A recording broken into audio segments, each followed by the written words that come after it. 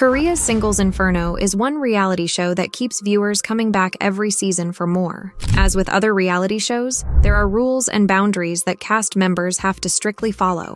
With Season 3 having recently concluded, let's talk about the strict rules that the cast of Singles Inferno had to follow. What's better than One Love Island? If you guessed 2, then we're on the same page. In the last 2 seasons of Singles Inferno, the dating rules were pretty straightforward. A bunch of Korean singles would head to a deserted island off South Korea's coast called Inferno, aiming to flirt, connect, and hopefully leave as a couple.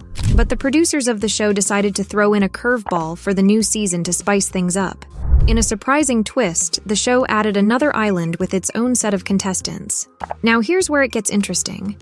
In Season 3, when the first couples are enjoying their time in paradise, a surprising turn happens. The next day, they were told one person couldn't stay with their chosen partner. Instead, a new person was waiting for them. How crazy is that? It turned out that while we were following one group of contestants, there was another group introduced on a different part of the show. Is love in the air strong enough to survive without digital devices?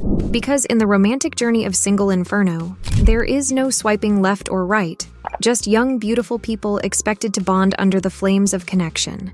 The beautiful thing about Singles Inferno is how a bunch of good-looking folks are thrown on an island, leaving them to find love while we kick back and enjoy the drama. You have these fine men and women on an island setting and the chance to level up the romance in paradise. It's reality TV gold, I tell you. But what makes it all the more special is that the contestants are all locked with no access to technology, meaning you can't just stalk their socials for the in-house gossip. Because guess what? No TVs, cell phones, laptops, or Wi-Fi is allowed during the filming. It's like a tech detox for lovebirds. So what do they do with all that free time? They flirt, soak up the sun, work out, or just chill. The fun part is that without the distractions from the outside world, these contestants are in a total love bubble. They're encouraged to chat, connect, and work things out without the interference of real life. According to one producer, Kim Na-hyun, it was a rule for those inside the Inferno to be cut off from the outside world, so they couldn't be on social media or contact anyone. But despite having no access to smartphones, the contestants are given these adorable Polaroid cameras that are a throwback to the 90s. Season 2 had a twist though, but you can blame it on the pandemic. The producers held on to those precious Polaroid pics for a while, but eventually handed them back to the participants. What's a love reality show without the display of affection? Well, guess what? In Singles Inferno, it's like they're following the no PDA just drama rulebook. The contestants are as cautious with physical interaction as you are when trying to open a bag of chips quietly during a movie night. Singles Inferno is like the dating show with a rulebook thicker than a Harry Potter novel. The makers are dead serious about no physical affection, no kissing, no excessive displays of affection here. They're setting the standards higher than skyscrapers. Unlike other shows where physical attraction takes the spotlight, here, the focus is on the mental and emotional bond they build.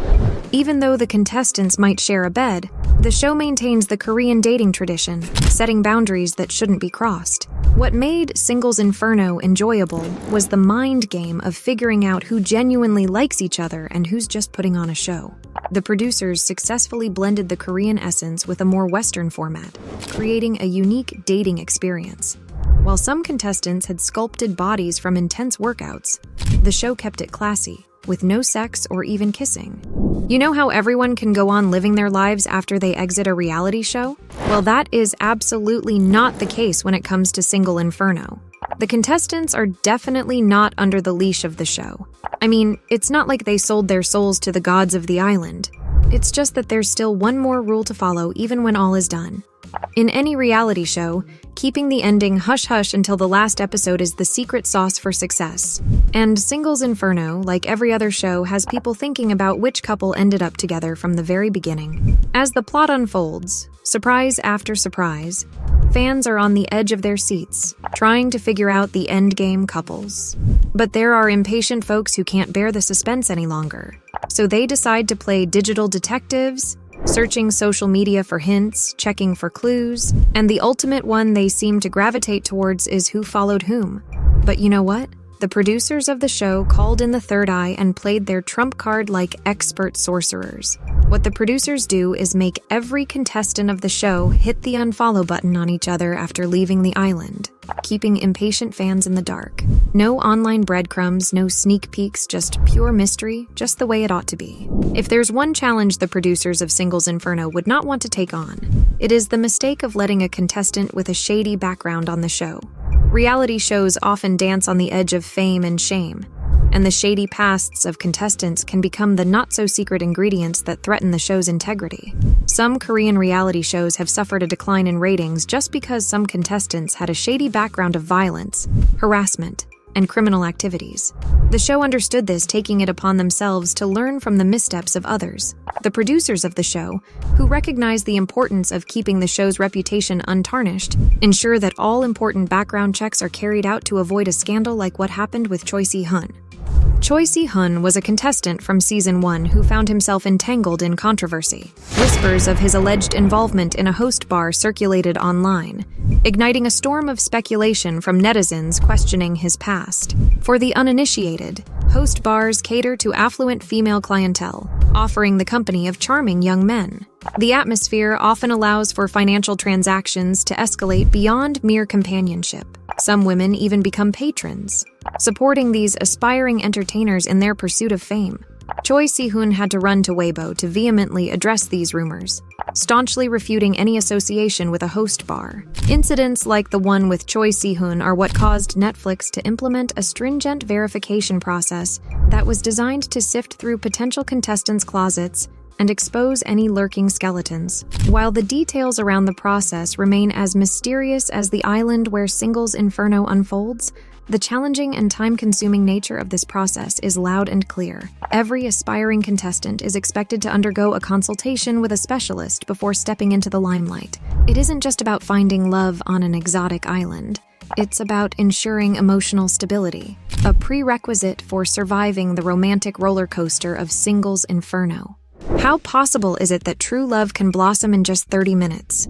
After everyone had a field day with the whole Season 2 feels like deja vu drama, the show's producers decided it was time for a makeover. In the words of producer Kim Jae-won, the second season was criticized for using the exact same format as the first season, so we've changed the rules a lot for the upcoming season. Like, they really wanted to switch things. While the basic rules of keeping identities secret and personal details quiet are still in play, there are some cool changes. Unlike before, when couples only hit paradise on the second day, now they are off to paradise just 30 minutes after meeting for the first time. This added a twist and shock factor for both viewers and casts alike. But it gets even more interesting.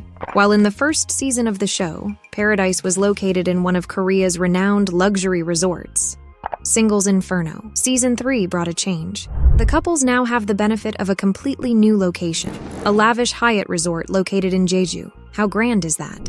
Singles Inferno is one show that keeps on giving, and with each passing season, we are assured of a brand new sizzling rule to spice things up. So, what do you make of these rules? Are they spicy enough for you? Share your thoughts in the comments below.